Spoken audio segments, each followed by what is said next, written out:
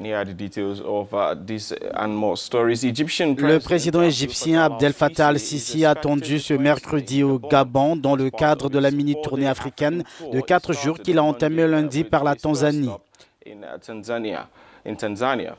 Au Gabon, Ali Sisi et Ali Bongo vont parler, selon la présidence gabonaise, de coopération économique, notamment dans les domaines de l'agriculture, du commerce, de la communication, des transports et des infrastructures. Le président égyptien a, depuis son arrivée au pouvoir en 2014, multiplié les actions de rapprochement avec les pays du continent.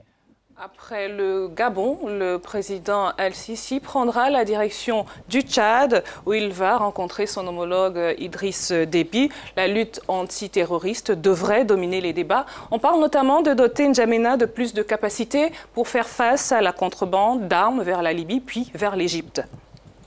L'analyste politique Évariste Ngarlem Toldé nous a rejoint. Il est en ligne de N'Djamena au Tchad pour évoquer avec nous l'impact que pourrait avoir cette visite pour le Tchad. Le président al-Sisi sera donc au Tchad dans le cadre de sa tournée africaine. Quel pourrait être l'intérêt de cette visite pour le Tchad? Il faut d'abord souligner que cette visite du président égyptien intervient à un moment où l'Afrique connaît des soubresauts, surtout dans sa partie occidentale avec les attentats au Burkina et puis sur les forces onusiennes au Mali.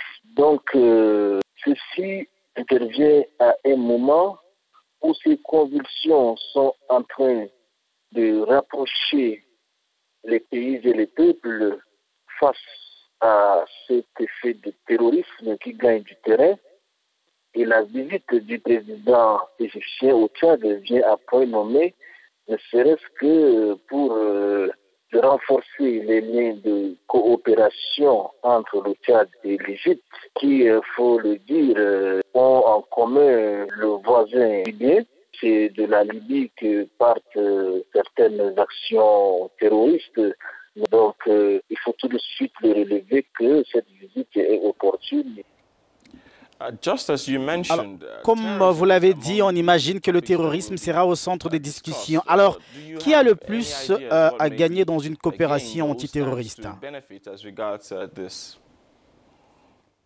Non, certainement, entre les deux pays, dans cette coopération, c'est le Tchad qui aura beaucoup plus à gagner. Parce que par rapport à l'Égypte, le Tchad reste quand même un maillon plus ou moins faible dans le dispositif. Quand bien même il est au centre des débats en ce qui concerne le rempart antiterroriste suggéré par les Européens, notamment par la France, notamment le G5 du Sahel et puis la force Barkhane.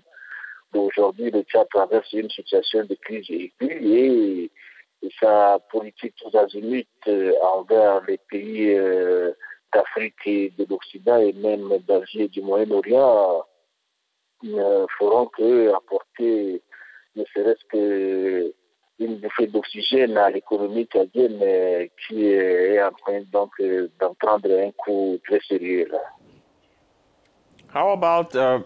Mais y a-t-il véritablement quelque chose à attendre quand on sait que les deux pays traversent une crise qui perdure?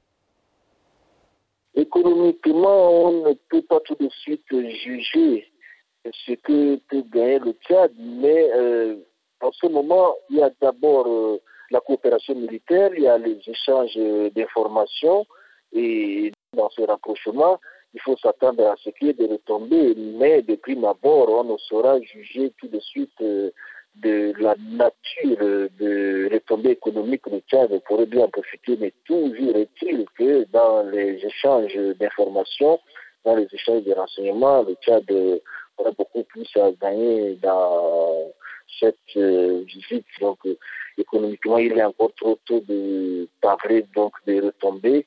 Toujours est-il que le Tchad attend beaucoup de partenaires étrangers, notamment de l'Égypte, pour sortir de cette crise qui n'a que trop duré.